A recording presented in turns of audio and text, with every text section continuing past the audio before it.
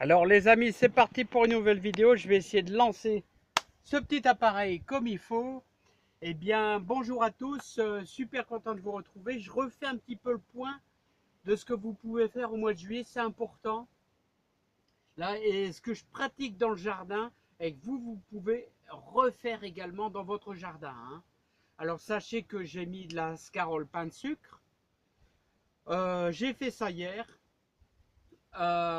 Vous savez que en ce moment, la ciboulette, si vous remarquez, fait des petits pompons et vous pouvez récupérer ces graines et vous pouvez également les semer, ainsi que le persil, hein. Vous pouvez semer un petit peu de persil aussi maintenant, hein. Il est en train de faire ses graines. Je vais essayer d'aller vous faire voir ça. Et ça nous fait des jolis petits pompons. Sachez que le persil, au bout de la deuxième année, il va, il fleurit un petit peu, ça monte, ça monte, ça monte. Et ensuite, après, vous avez les petits pompons, il faut récolter les graines comme ça. Hop, vous faites vos graines de persil. C'est aussi simple que ça. Donc, bon, je vous rappelle aussi que les haricots verts, on peut les semer jusqu'à début août. Les très très bons haricots verts, on se régale, on se fait des plâtrés d'haricots verts absolument super.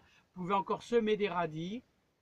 Vous avez vu qu'hier, non, avant-hier, on a semé des radis de Chine. C'est le moment, avec pas mal d'humidité. N'hésitez pas à arroser. J'ai vu aussi, en revenant du boulot, quelques salix qui battaient de l'aile, autrement dit des arbres à crevettes.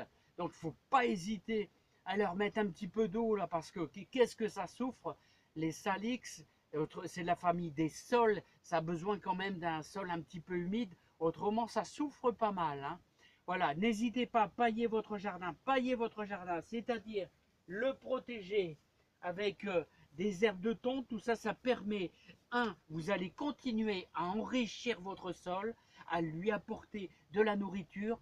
Les vers vont se charger de tout broyer et de tout manger, ainsi qu'il y a plein de bactéries, des choses comme ça, très positives pour le sol, qui apporteront plein de choses vraiment bonnes pour votre jardin, hein.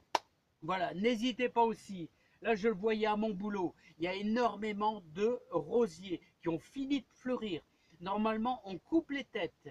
On enlève tous les, tous les fleurs fanées. On enlève le tout. Avec une petite cisaille, avec un petit ciseau, n'importe quoi. Voilà, et vous verrez qu'en fin septembre, enfin mi-septembre, fin septembre, on aura une deuxième floraison, c'est-à-dire pour les rosiers remontants. Voilà, et donc on aura un petit peu de fleurs encore à nouveau, hein. Voilà, donc ici on est dans la serre, tout va bien. C'est énormément paillé, vous voyez, ça apporte un confort au niveau de l'humidité pour les tomates, hein. Et bon, on en mange à tout casser. Ils sont vraiment magnifiques, hein. Et on va aller voir un petit peu ce qu'on peut faire dans le jardin vite fait. Je vous fais voir ça, hein. N'oubliez pas, vous faire un petit peu de semis de persil, ciboulette, c'est le moment. Tout est en graines et ça va le faire, hein. Allez, je mets ça en pause si j'y arrive et on attaque. Voilà. Allez, je vais mettre ça en pause. Faire voir un petit peu les belles tomates là. Elles sont magnifiques ces tomates, hein. Magnifiques. Qu'est-ce qu'on peut se régaler. Et on mange vraiment, ça a une saveur exquise. Regardez-moi ça, ce joli pied de courgette. Bon, vous allez me dire, il a poussé dans la serre. Bon, c'est un double pied de courgette. Et regardez-moi ça. Les belles courgettes à l'intérieur. Fantastique. Ça nous fait de jolies fleurs aussi également, hein. On regarde pas assez les fleurs de courgettes qui sont pas mal. On va aller voir un petit peu les... Alors là, c'est de la noire de Crimée. Regardez, la noire de Crimée. Voilà, c'est celle-ci. Regardez ce magnifique chou. Alors lui, l'avantage, c'est qu'il n'est pas attaqué, hein, par nos jolis papillons, hein. Il n'est pas attaqué du tout, hein. Oh, il est beau, hein. Voilà, puis on va se faire de très très bonnes galtouches. Regardez-moi ça, avec ces beaux haricots verts. Ils sont géniaux. On va se régaler avec tout ça. Fantastique. Bon, allez, on fait un petit tour dans le jardin vite fait. Allez, c'est parti. C'est parti. Regardez ces belles cœurs de bœuf riz Fred en formation, hein. Comment elles sont magnifiques. Oh là, celle-ci, elle est vraiment énorme, hein. Incroyable, hein. Ah, ça pousse superbement bien. Alors toujours pensez, comme je dis, à enrichir votre sol énormément. Alors moi j'y ai mis énormément de compost. Puis vous pouvez remarquer, regardez, regardez. Alors là c'est flagrant, hein. Le fait d'apporter de la bonne nourriture. Regardez, il y a du monde, hein, là-dedans, hein. Il y a du monde, hein, qui se nourrissent du sol et qui apporte. Alors tout ça, ça se décompose lentement et ça apporte une nourriture fantastique. Et vous voyez, l'humidité est incroyable à l'intérieur, hein. Surtout, il faut bien pailler. Moi, je paille quasiment à plus de 15 cm. Voilà, c'est important dans votre jardin. Ah, j'oubliais aussi de vous signaler une chose importante. J'oubliais une chose importante, c'est qu'on l'avait fait l'année passée. Pour essayer de protéger vos tomates contre le mildiou, hein, vous vous rappelez, on avait fait ça avec 2 palettes superposées, une palette au sol et une palette qui était à, on va dire, à 1,30 m de haut. Là, et on avait mis une grande plaque de plexiglas. Si vous pouvez abriter vos tomates pour éviter qu'il pleuve sur les feuilles, un peu comme dans une serre, mais avec une différence, c'est avec une très très grande aération. Et là, vous allez avoir une protection supplémentaire contre le mildiou. Car ce qu'il faut impérativement, c'est éviter qu'il y ait un contact entre l'eau et les feuilles de tomate et le pied de tomate lui-même. Il faut éviter qu'il pleuve dessus. Et surtout avec des températures très élevées.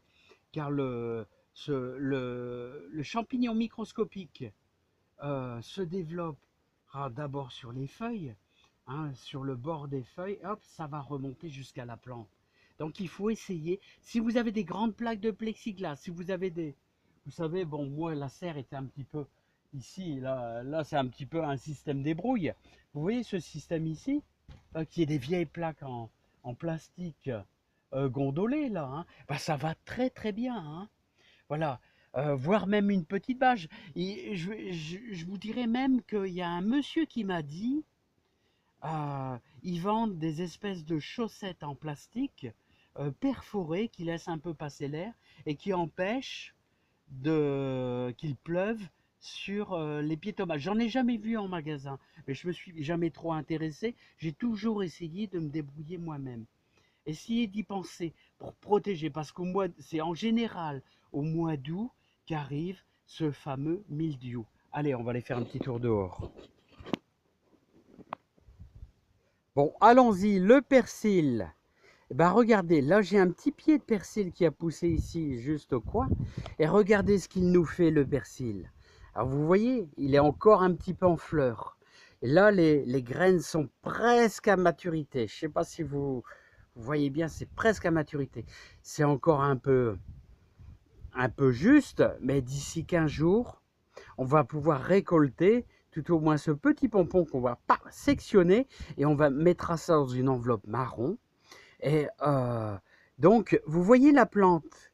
La plante va perdre ses graines d'ici 15 jours. C'est pour ça on est dans la période où vous allez pouvoir ressemer du persil, tout simplement. Bon, maintenant, on va aller voir un petit peu nos rosiers. On va aller voir un petit peu nos rosiers. Bon, bah là, ce sont des rosiers quand même un petit peu gigantesques, hein, là. Hein. Ah, c'est un tunnel que j'ai fait il y a quand même pas mal d'années, mais je le ratiboise, mais bon, c'est quand même pas évident. Alors, vous voyez, au niveau des roses, alors, n'hésitez pas, dès que la floraison est finie, paf, on coupe. Vous voyez? Bon, ici, là, c'est pas encore trop le cas. Ah là, ici, là, voilà. La floraison est finie, paf, on coupe, pour dire d'apporter une régénérescence, parce que la plante va le sentir et vous allez pouvoir à nouveau faire des graines. Regardez le joli miscanthus zébré là, hein, magnifique, hein, superbe. Bon bah les amis, les lysimax sont encore en fleurs, c'est magnifique. Là, et puis je vous dis à bientôt plein de bonnes choses. Alors, amitié à tous, j'espère que vous profitez bien. Hein, pour l'instant, on a un bel été. C'est vrai qu'on n'a pas beaucoup d'eau et il y a pas mal de monde qui se plaignent qu'il n'y a pas d'eau. C'est vrai, il n'y a pas d'eau du tout. On doit se débrouiller un petit peu. Hein, on fait des économies, on économise, on paille un maximum. Hein, et puis, je vous dis à bientôt. Profitez bien. Et puis surtout, soyez heureux et essayez de faire du bien autour de vous. C'est important dans la vie. La vie est tellement courte. À bientôt et bye bye. Au revoir.